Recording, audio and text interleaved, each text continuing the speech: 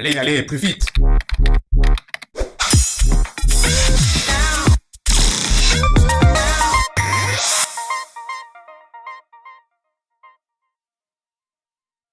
Le travail est une contrainte et une aliénation, c'est une vérité sociologique, ça peut pas être une vérité psychanalytique et psychologique. La mise à l'épreuve, le travail psychique, c'est le fondement de la capacité de penser un jour.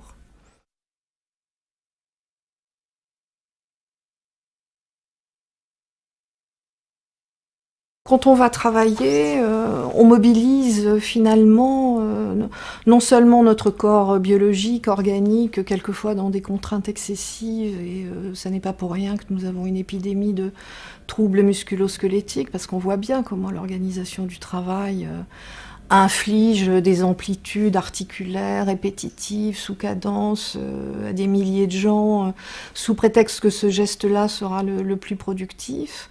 Mais on va quand même au travail, même sur ces organisations-là, avec son imaginaire.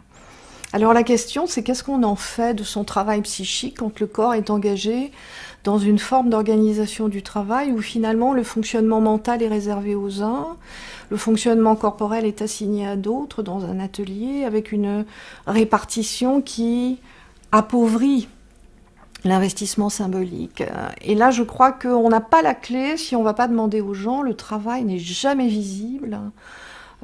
Seul le discours du salarié sur la manière dont il travaille nous permet, mais lui permet aussi de mettre à jour ce qu'est la réalité du travail. Et quand on entend une ouvrière d'usine dire autrefois dans l'usine on pouvait tricoter le travail, elle ramène au fond ce qu'elle faisait sur la chaîne, qui était sûrement un peu ennuyeux et très répétitif, à du tricot. En psychosomatique, on appelle ça des procédés autocalmants. On s'occupe les mains pour libérer la pensée, qui du coup peut galoper sur le baptême du petit dernier, sur la robe que vient d'acheter la voisine sur la chaîne. Et en tout cas, le fait de tricoter le travail comme ça apaise et renvoie qu'on participe à une œuvre collective, que le travail a été bien fait à la fin de la journée, que le chef d'atelier est satisfait. Et il y a donc une forme de rétribution à la fin de la journée. On repart en se disant qu'on a encore une fois pris sa part dans l'œuvre collective. La même ouvrière, elle dit que maintenant on tricote les ouvrières. C'est-à-dire qu'on a tellement accéléré les cadences, on a tellement intensifié le travail, on a tellement encore appauvri le geste, notamment dans les amplitudes articulaires utilisées sur la chaîne sans aucun changement de poste dans la journée, qu'il ne reste plus au fond pour s'exciter au travail que la conflictualisation. Donc les ouvrières se tricotent les unes avec les autres, elles s'engueulent, il y a des conflits, il y a... tu as pas fait ci, tu as pas fait ça, tu as lâché ce pot, tu as pas mis l'étiquette comme il faut. C'est-à-dire qu'au fond, toutes les impasses et tous les ratés de l'organisation du travail sont reprochés au seul partenaire existant, celle qui est en face sur la chaîne. C'est impressionnant de voir comment dans ces postes où l'hyperactivité est convoquée par l'organisation du travail, ce qui est convoqué aussi, c'est une forme d'excitation libidinale.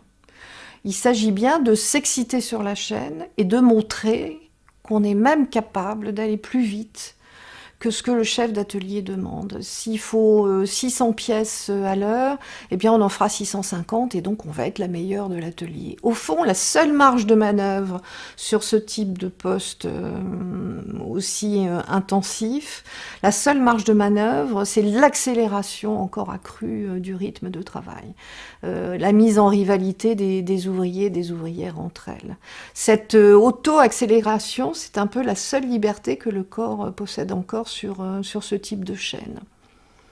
Donc c'est important de comprendre que du coup, le corps est tout le temps dans le rythme. Et quand je dis tout le temps dans le rythme, le mot important, c'est le mot temps. La cadence, la répétitivité, le vide du contenu mental du geste, qui n'a presque plus de sens. au lieu de permettre la construction d'un temps personnel où le corps dans le travail donne le rythme à la construction de la commode pour l'ébéniste, ou la danseuse qui doit répéter ses entrechats pour que la chorégraphie s'exécute correctement, où on voit bien comment le temps est une séquence infiltrée par des moments d'expression, d'émotion. L'ébéniste, il va travailler sur sa commode avec au fond tout ce que son corps de métier a emmagasiné de mémoire d'exécution du geste, d'identification aux aînés, de production des règles de métier, de la bonne manière de faire le bon geste. Au moment où l'ébéniste ou bien le menuisier construit son tiroir pour la commode, il est dans un geste chargé de sens, qui est véritablement l'expression de la posture psychique et sociale qu'il veut adresser à autrui. Là, forcément, ce geste riche de sens, il est inscrit dans une histoire individuelle, les compétences particulières qu'on peut avoir les uns et les autres. Il est inscrit dans une histoire sociale, on ne construit pas des commodes partout sur la planète. Il est inscrit dans une histoire professionnelle, parce que ce menuisier a traversé des formations et encore une fois a incorporé les postures de son métier. Et puis enfin raconte une histoire sexuée, c'est-à-dire qu'il est un homme, de même que les ouvrières dont je parlais tout à l'heure sont des femmes, parce que dans notre société, la division sexuelle du travail est omniprésente et qu'on a un peu trop tendance à trouver qu'elle va de soi. Ce geste riche de sens, il produit du faire. Et donc, ce faire peut être rapatrié dans la construction de l'être, dans la construction identitaire. On a produit quelque chose qui va être si possible reconnu par la communauté de nos pairs, si possible utile pour le client qui va acheter la commode. Et en tout cas, encore une fois, nous aurons participé à la construction du monde un petit peu tous les jours. Quand on dit « nous n'avons pas le choix et nous devons travailler », en tout cas l'ouvrière qui va à l'usine le dit « j'ai pas le choix ». Il faut que je travaille parce qu'on a besoin de ma paye à la fin du mois. Ça peut pas suffire, cette rétribution financière qui généralement est médiocre, parce que la plupart de ces femmes travaillent au SMIC, donc gagnent pas grand-chose. Il n'y a pas d'augmentation annuelle, il n'y a pas de prime, il n'y a rien d'autre que finalement la prime que le corps s'accorde à faire du bon travail à la fin de la journée et à s'auto-gratifier. Tous les jours, elles mettent à l'épreuve les valeurs dont elles sont porteuses. Et moi, je pense que les nouvelles formes d'organisation du travail, en attaquant ces valeurs, en tissant finalement des formes de conflictualité, parce qu'il n'y a plus d'anciennes, parce que la mémoire ancienne de l'organisation du travail est effacée par l'évacuation des plus vieilles et l'embauche assez tournante de vagues comme ça, de jeunes qui connaissent pas le métier, qui n'ont pas le temps de stabiliser leur savoir-faire en regardant comment font les anciennes, qui n'ont pas le temps non plus de construire un collectif de travail. Là, je pense qu'on est allé un cran plus loin et qu'on a véritablement ramené le geste de travail à quelque chose qui est même sorti du corps, et du corps collectif en tout cas. Et que ça n'est plus qu'une force motrice qu'on imagine pouvoir exiger de quelqu'un en contrepartie d'assez peu d'argent. Personne ne pourrait tenir cette équation-là si, en allant travailler, on ne se racontait pas qu'on se construit aussi soi-même, et qu'en tout cas on transporte les valeurs héritées des parents, du travail bien fait. Cette ouvrière qui décrit comment on lui confiait, quand la machine était en panne, la fabrication du biseau sur le haut du rouge à lèvres, parce qu'elle était la seule à pouvoir le faire d'un coup de pouce, d'un seul geste, aussi bien que la machine.